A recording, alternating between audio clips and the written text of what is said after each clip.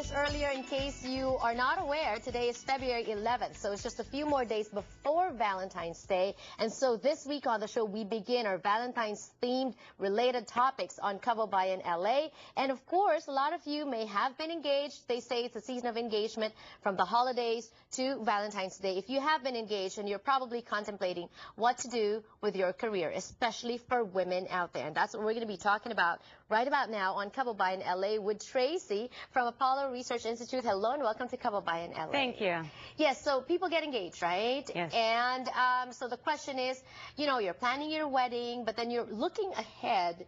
Women, do they mostly give up their careers, or do they mostly pursue their careers? And what are the numbers of couples having two careers in a household these days? So, you know, most people today have jobs and careers, and about half the couples are dual working. And particularly here in California, think about it, there's many reasons for both to work. One is cost, and two is passion, and people are happier when they're working. What are some of the career-related activities that newly engaged couples should think about?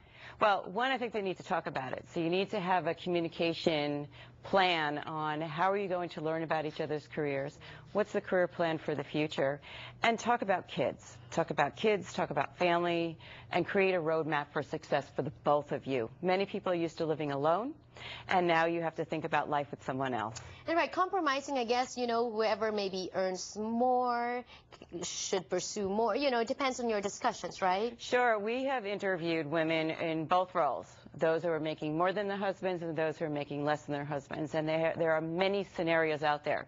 It's important that you two decide the scenario. For example, two CEOs decided after 4 children that he wanted to stay home because she was more passionate about her career than he was, and he really wanted to engage with the children. Yeah, let's talk about that. Yeah, having kids. I guess if it's just the two of you, the first few years of marriage, they say nothing much changes.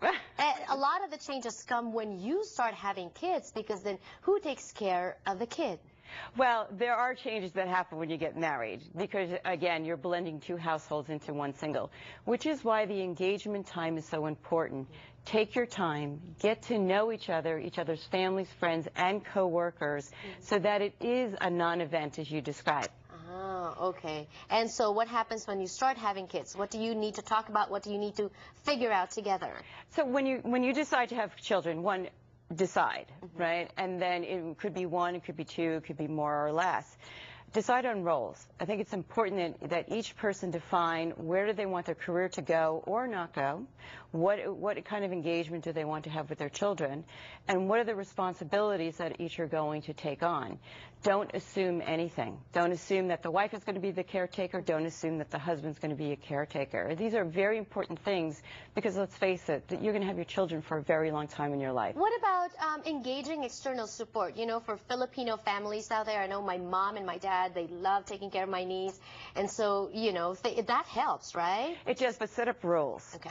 And there's many surprises that can happen when you're blending 2 families, which is why, again, the engagement time is a great time to really get to know each other's families, and even the international component, because expectations may surface that you didn't know about because now you're married, such as grandma wants to come for dinner. Yes, more unannounced. Often. That's right. Okay. Or parents expect to have the children half-time or full-time just because you're working and that's their responsibility. So when you say develop career and family scenarios, how do you do that? Like just discussions? Exactly.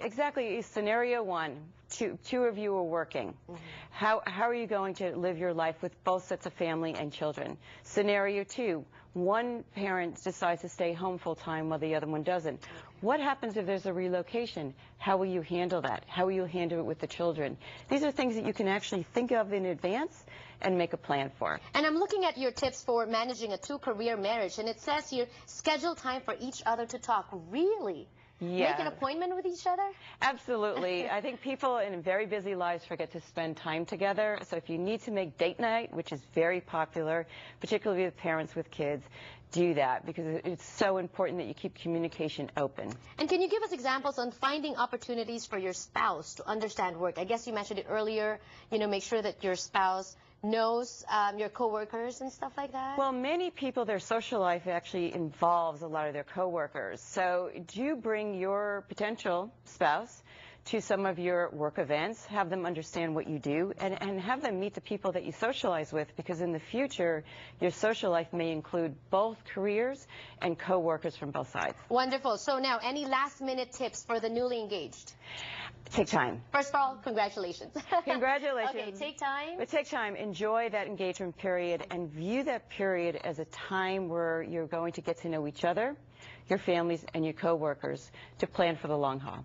Also, make sure that you check your vacation days and personal leave time, of course. Absolutely, and I would recommend, do take off time for your wedding. Take off time before and afterwards so that you can really enjoy that one time in your life together forever. Thank you so much. Yes, love and employment. That's what we're talking about today on the show. Tips for the newly engaged. Now, a lot of people also get divorced, unfortunately, around this time of the year. And we have tips for you how to get back into the workforce, perhaps, and how to continue with employment even while going through a divorce. Don't go away.